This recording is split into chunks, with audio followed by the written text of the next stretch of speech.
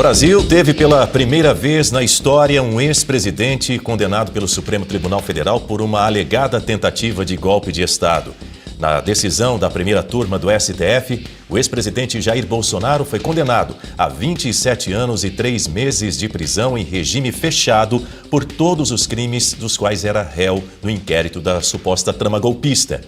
Jair Messias Bolsonaro, 71 anos de idade, nascido no interior de São Paulo, na cidade de Glicério, foi considerado culpado pelos crimes de organização criminosa armada, tentativa de abolição do Estado Democrático de Direito, golpe de Estado, dano contra o patrimônio da União e deterioração de patrimônio tombado. O placar, 4-1. Apenas o ministro Luiz Fux votou para absolver o ex-presidente. Vamos ver o momento do anúncio da condenação de Jair Bolsonaro. Fixo a pena final para o réu Jair Messias Bolsonaro em 27 anos e 3 meses, sendo 24 anos e 9 meses de reclusão e 2 anos e 6 meses de detenção, além de 124 dias multa, cada dia multa no valor de um salário mínimo. Fixo o regime inicial do cumprimento da pena, o regime fechado, nos termos do artigo 33 do Código Penal. Ainda é fixa a pena multa, como disse, 124 dias multa, o valor de um salário mínimo, considerado sempre, aqui eu não vou repetir para todos os demais réus, o salário mínimo é sempre considerado vigente à época do fato e atualizado até a data do efetivo pagamento. Então, em resumo, 27 anos e 3 meses de pena privativa de liberdade, sendo 24 anos e 9 meses de reclusão, 2 anos e 6 meses de detenção e 124 dias multa é a pena. Vamos começar a ouvir a opinião dos nossos comentaristas nesta manhã. Bom dia, Guta Pini, seja muito bem-vinda ao Jornal da Oeste, primeira edição. Sempre bom tê-la conosco. Nesse dia seguinte à condenação do ex-presidente Jair Bolsonaro, a minha primeira pergunta para você, nós falávamos há pouco do voto divergente do ministro Luiz Fux, que propôs a absolvição total de Bolsonaro. Isso, de alguma maneira, esse 4-1, com o voto de Fux, pode possibilitar algum tipo de recurso no futuro? Bom dia, Dani. Bom dia, nossa audiência. Já cumprimento também os demais comentaristas que se juntarão a nós em breve. Bom, o que dizer nesse início, Dani? Antes de responder especificamente a sua pergunta, estamos todos reféns dessa interpretação casuística do direito. Não se tratou do julgamento de Jair Bolsonaro, era o direito que estava no banco dos réus e quem foi condenado foi o país. Essa é a grande verdade.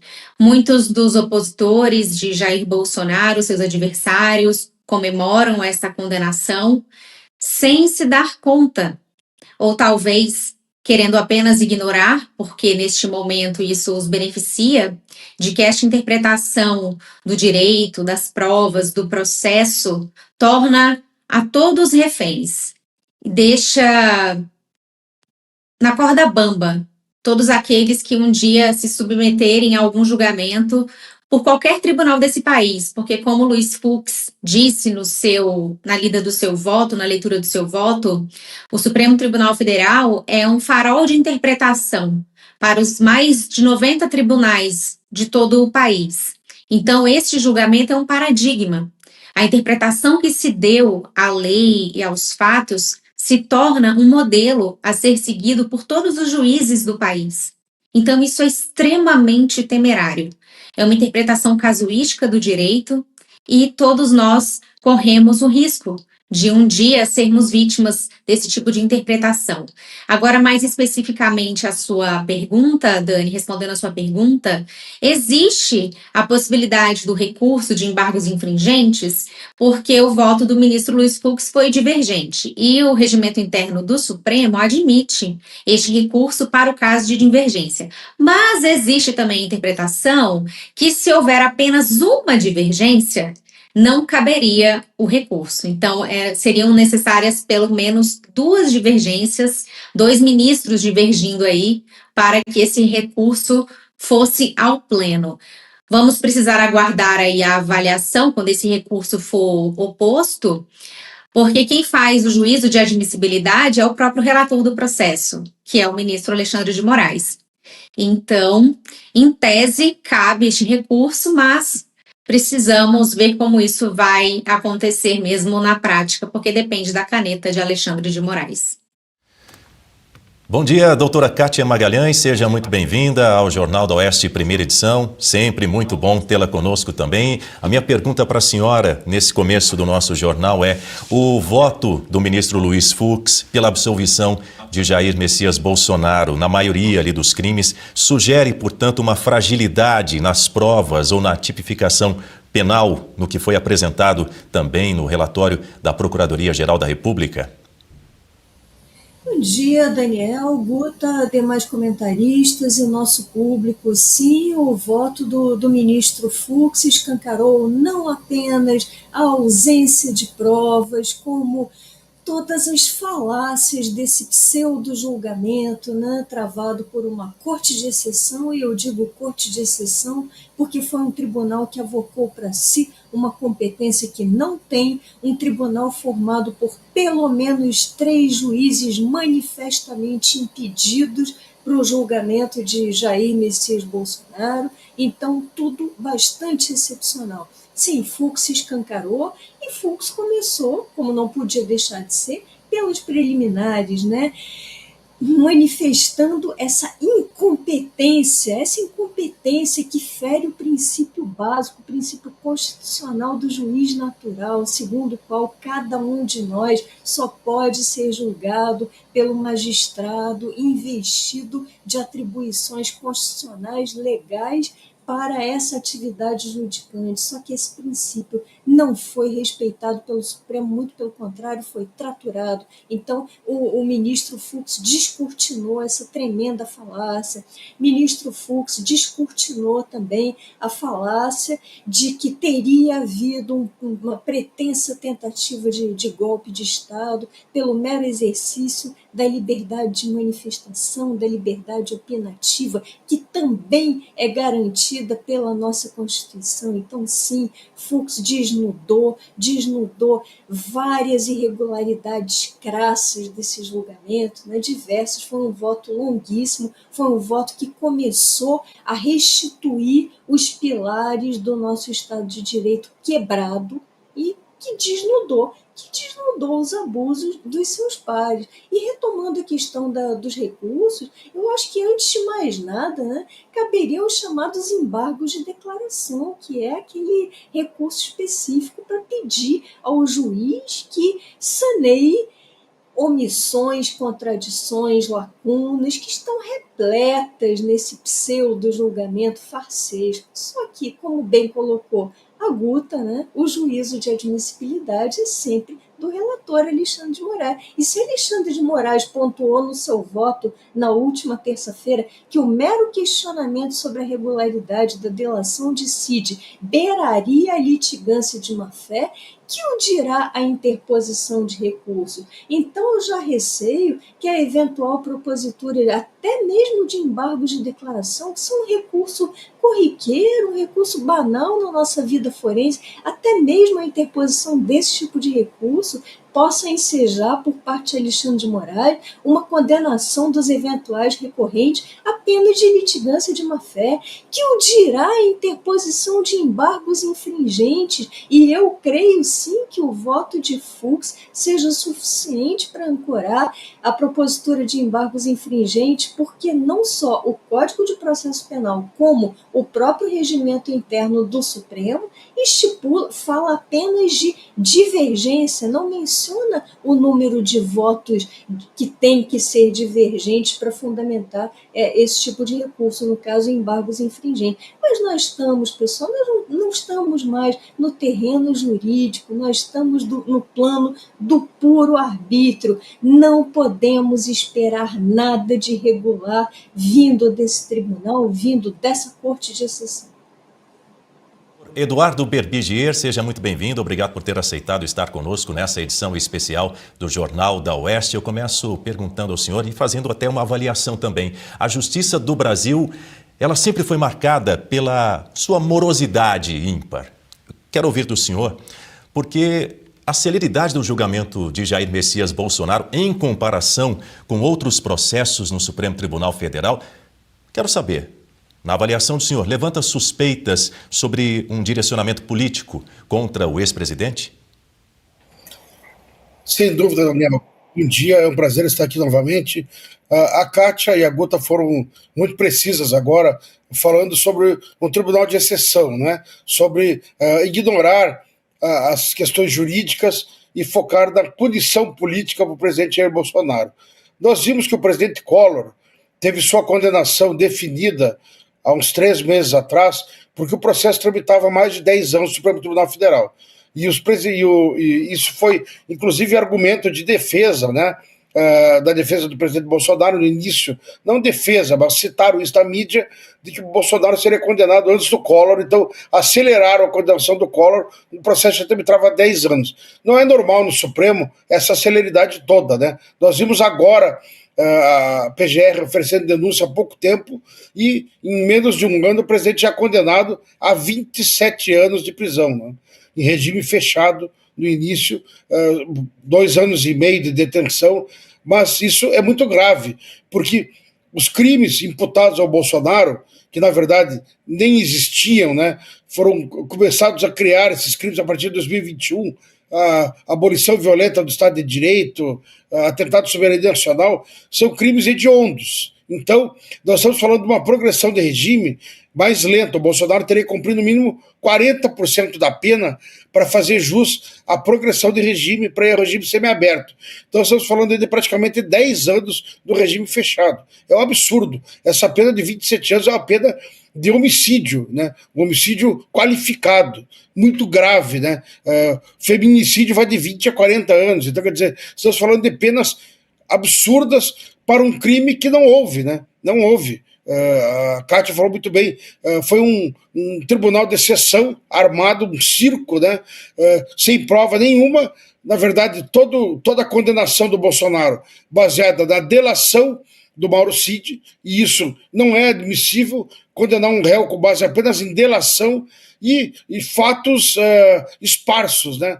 Dizem que o Bolsonaro fez uma reunião e convocou para o golpe. O Bolsonaro fez um texto, nada com provas concretas e cabais para levar uma condenação neste porte de 27 anos de cadeia. Então, realmente, o Brasil deu um exemplo de que vive sob a juristocracia, né, a ditadura do judiciário. O Fux foi a única voz dissonante nisso, que poderia levar a um recurso para o pleno, mas existe essa divergência, né? Se teria que ter 2 votos contrários ou um só, a jurisprudência é dividida nesse sentido, e como o juiz de admissibilidade é do Alexandre de Moraes, quer dizer, ele é o dono do campinho, ele é o dono da bola, ele é o dono do apito, então ele que manda. Então teria que tentar fazer um agravo interno, no caso negativo do Moraes, para que vá para o pleno. Então, eu acho que o caminho do presidente Bolsonaro está muito árduo, né? Esta condenação já estava escrita, já sabíamos disso, falamos disso semana passada, e isso é muito triste, saber antecipadamente o julgamento do Supremo Tribunal Federal, em virtude de declarações dos seus ministros, sendo que, concordo plenamente com a Kátia, 3 deles não poderiam estar participando desse julgamento, são impedidos, são inimigos capitais, né, como diz a lei, do Bolsonaro. Então é vergonhoso o que nós vimos nesses últimos dias acontecer aqui no Brasil.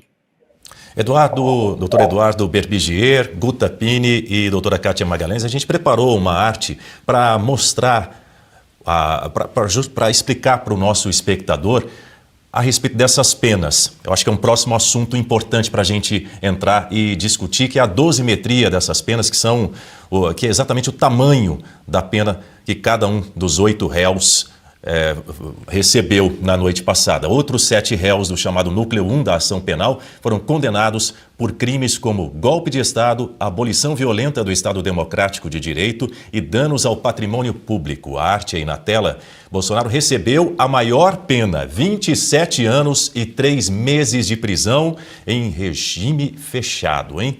Entre os condenados destacam-se o ex-ministro Anderson Torres e o ex-comandante da Marinha Almir Garnier, com 24 anos cada, Walter Braga Neto, com 26 anos, e o deputado Alexandre Ramagem, com 16 anos, perdendo, inclusive, o mandato de deputado federal. Mauro Cid, delator, teve pena reduzida a 2 anos em regime fechado. Falando nisso, Guta Pini, condenar réu com base em delação chamou a atenção há pouco para esse detalhe, que não é um detalhe, é um grande detalhe, o doutor Eduardo Berbigier. Eu quero a sua avaliação sobre o uso da delação premiada de Mauro Cid, que foi bastante contestada por todas as defesas em razão do número de vezes que ele teve que prestar depoimento.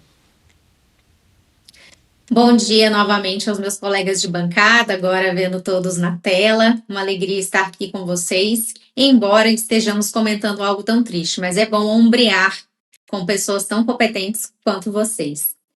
Bom, Dani, inicialmente é bom a gente falar que o Instituto da Delação Premiada é muito importante. Nós tivemos a Lava Jato aí e graças a tantas delações nós tivemos acesso a tantos fatos criminosos que aconteceram na Petrobras, foi chefiado aí todo o esquema, segundo as investigações na época e própria condenação do Supremo pelo presidente Lula hoje. E, enfim, e por conta aí de questões processuais, tudo isso foi anulado e hoje ele ocupa novamente a presidência da República. Mas é um instituto importante. A grande questão é que uma condenação não se baseia num único meio de prova.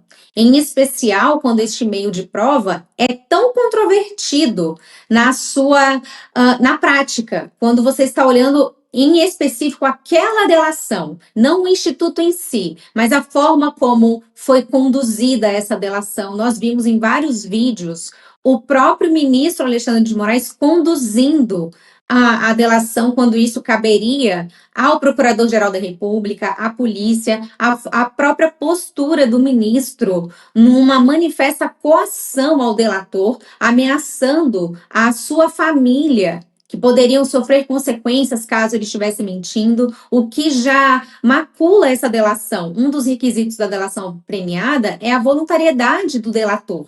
Então, essa coação que ficou manifesta nos vídeos que foram divulgados já vicia essa delação. Fora isso, todos aqueles vazamentos em que o Mauro Cid disse que, por várias vezes, que a narrativa já estava pronta, que não importava o que ele dissesse. Os investigadores já tinham a narrativa pronta e eles só queriam a confirmação do delator.